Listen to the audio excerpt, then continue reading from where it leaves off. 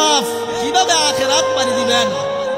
30 বছর ধরে সুদ খাইতেছেন, আখিরাত পার হইবেন কিভাবে? 20 বছর ধরে আপনি জুয়া খেলতেছেন, আখিরাত পাড়ি দিবেন কিভাবে? 30 বছর ধরে আপনি আপনার স্ত্রীকে, আপনার মেয়েকে বেপরদায় রেখেছেন, আপনি আখিরাত পাড়ি দিবেন কিভাবে? আখিরাতের প্রতি যত্নবান হন, আখিরাতের প্রতি যত্নবান হন।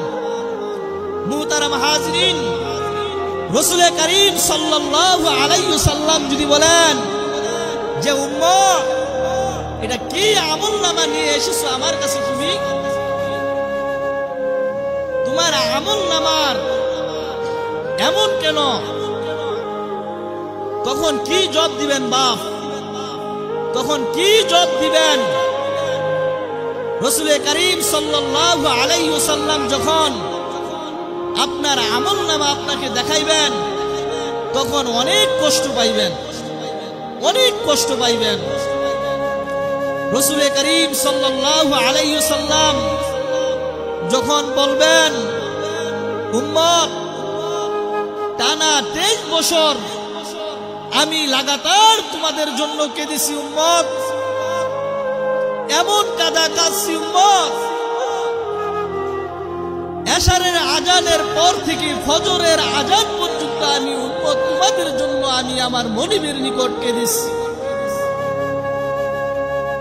আমার এত কাঁদা কি তোমাকে এক ফোঁটা চোখের পানিও, আমার এত কাঁদা তোমার নিকট কি দাম নেই? আমার এত কাঁদা কি তোমাকে একটা সাজদা দিতে পারলো না?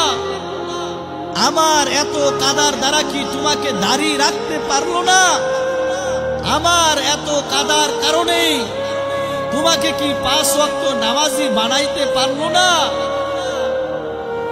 নওজোয়ান যুবক বল না বাপ, আমি কিভাবে কাঁদলে তুমি নামাজ পড়বা? বলো, আমি কিভাবে কাঁদলে তুমি নামাজ পড়বা? আমি ওইভাবে কাঁদবো। নবীজি সাল্লাল্লাহু আলাইহি ওয়াসাল্লাম যখন বলবেন তায়েফের ময়দানে পাথরের আঘাতের কারণে আমার শরীর মুবারক 4 লিবনে জাজরা হয়ে গিয়েছে, আর কত পরিমাণ জখম হলে তুমি নামাজ পড়বা? আমি ক্ষুধার তাড়নায় 2টা পাথর আমার পেটের মধ্যে বেঁধে রেখেছিলাম, 14 দিন যাবৎ আমি না খেয়েছিলাম, 2টা কড়া আমার কাঁধের মধ্যে বসে গিয়েছিল। উহুদের ময়দানে আমার দান্দার মুবারক শহীদ হয়ে আমি বেহুশ হয়ে পড়েছিলাম। হযরতে আয়েশা সিদ্দিকা রাদিয়াল্লাহু তাআলা আনহা বলেন যে আমরা নবীজির 9 স্ত্রী, আমাদের চুলার মধ্যে 3 মাস যাবৎ আগুন জ্বলে নাই। হাদিসের মধ্যে আসছে রাআইনা হেলালান সুম্মা হেলালান সুম্মা হেলালান, যে 3টি মাস ধরে আমাদের ঘরে কোনো আগুনই জ্বলে নাই। রাসূল যদি বলে আমার এত চোখের পানি, এত জখম, এত ক্ষুধা কি তোমার দিলটাকে নরম করতে পারে নাই? তখন বাপ ভীষণ কষ্ট পাইবেন, ভীষণ কষ্ট পাইবেন। এর জন্য মুহতারাম হাজিরিন, দুনিয়ার পিছনে না ঘুরে আমরা আখিরাতের পিছনে ঘুরি। এই দুনিয়া হলো একটা মায়াজাত, এই দুনিয়া আপনাকে কোনোদিন তৃপ্তি দিবে না, শেষ হতে দিবে না। এই দুনিয়া কোনোদিন আপনাকে বুঝাতে দিবে না। আপনি 60 বছর না 600 বছরও যদি পান, এরপরও মৃত্যুর পূর্ব মুহূর্তে দেখবেন সংসারের আরো অনেক প্রয়োজনীয় কাজ রয়ে গেছে। মুহতারাম হাজিরিন, তাহলে এই দুনিয়া আপনি থাকলেও চলবে, না থাকলেও চলবে। আমি থাকলেও আমার সংসার চলবে, আমি না থাকলেও আমার সংসার চলবে।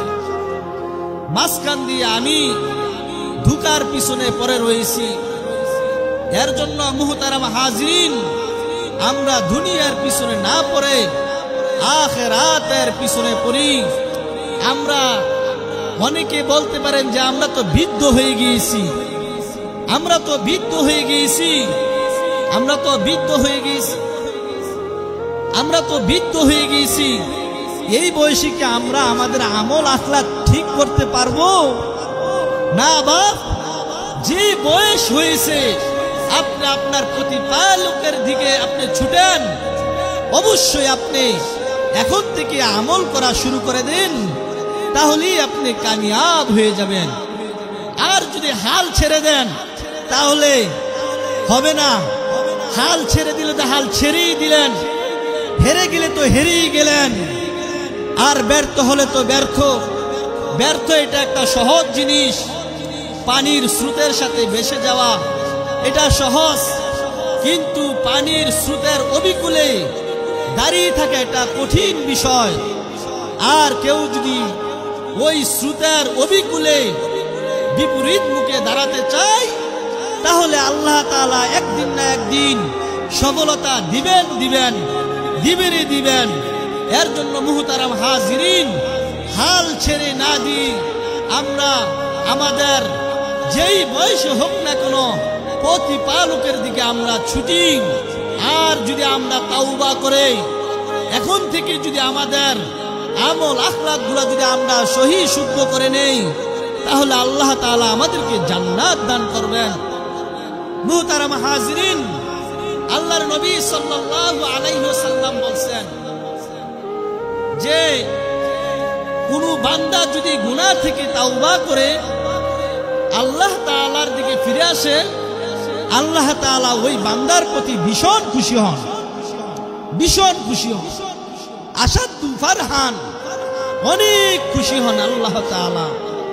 খুশি হয়ে আল্লাহ তাআলা ওই আসমানের ফেরেশতাদেরকে বলবেন, আমার আসমান সাজাও, জান্নাত সাজাও।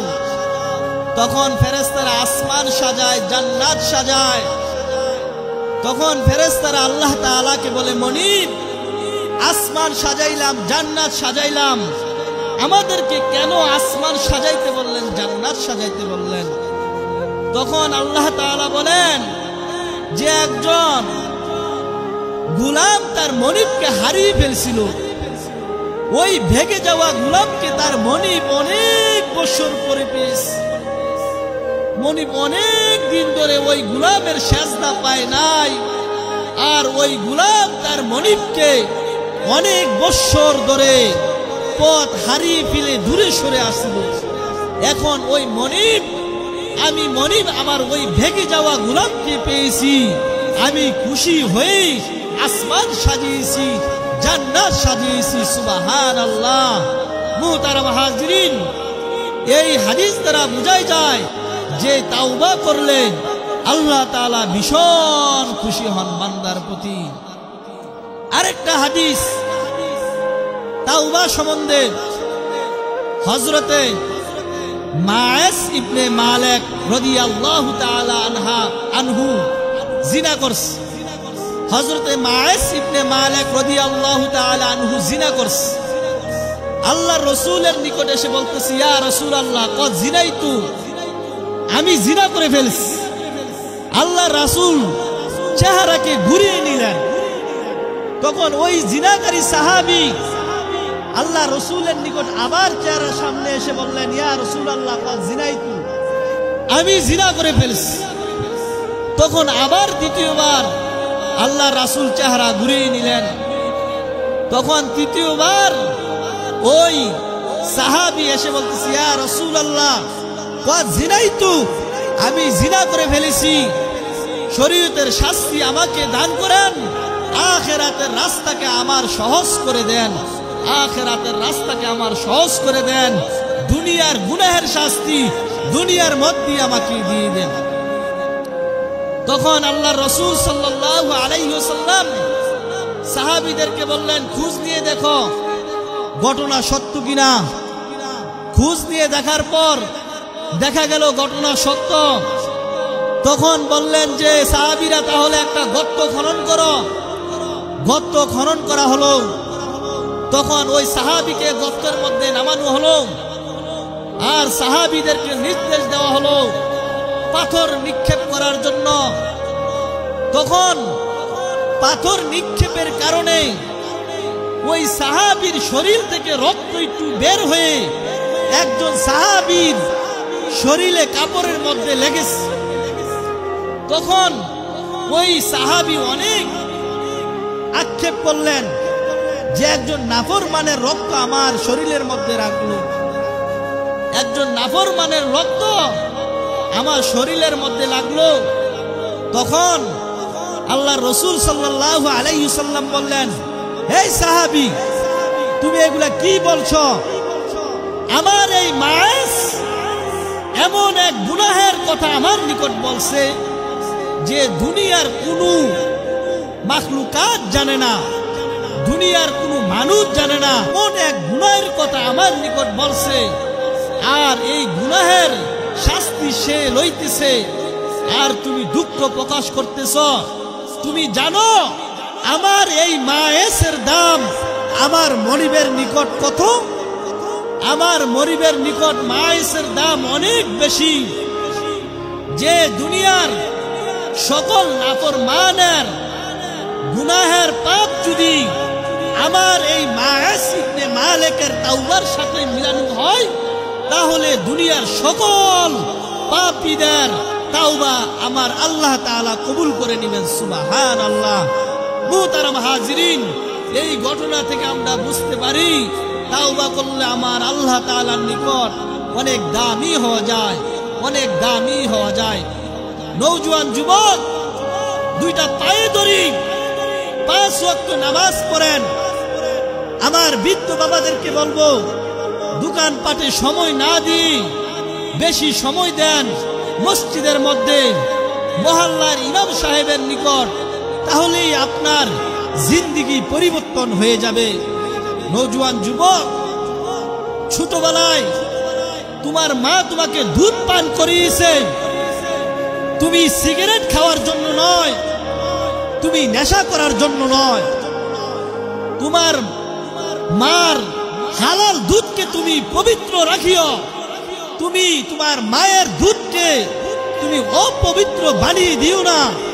তোমার মা তোমাকে দুধ খাওয়িয়ে, পবিত্র দুধ খাওয়িয়ে বড় বানিয়েছেন।